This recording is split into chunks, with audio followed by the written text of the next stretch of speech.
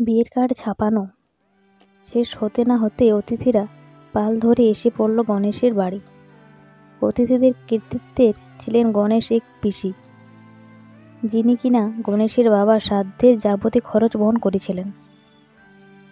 গণেশ সেই সব টাকা ফেরত দেওয়ার কথা তুলতেই কষে একটা ধমক খায় পিসির কাছে। অতিথিদের কাছে বেশিরভাগই নারী ও শিশু। এত ছোট একটা বাড়িতে এত মানুষ কিভাবে থাকছে ভাবতেই গণেশের অবাক লাগে। আরও অবাক কাণ্ড হলো, এদের বেশিরভাগই গণেশ চেনে না। মাঝে মধ্যে দু একটা মুখ চেনা চেনা ঢেকে এবং সে আবার অবাক হয়ে আবিষ্কার করে তার সেই যেসব দূর সম্পর্কের বোন কদিন আগেই নিজেরাই ছিল খুকি, তারা আজ এক গন্ডা ছানা পোনার মা।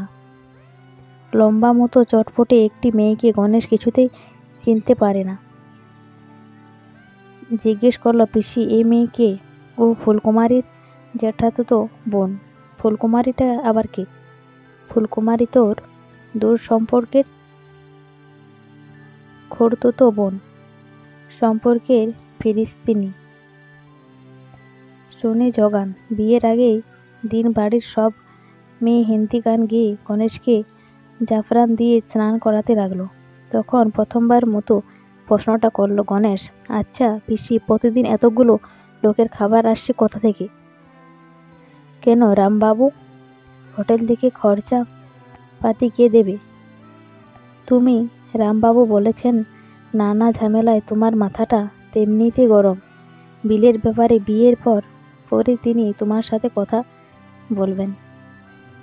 হায় ভগবান, এখনো বিয়ে হলো না, এরই মধ্যে বুড়ো আমার ঘাড় মটকাতে শুরু করেছে, মনে মনে ভাবল গণেশ।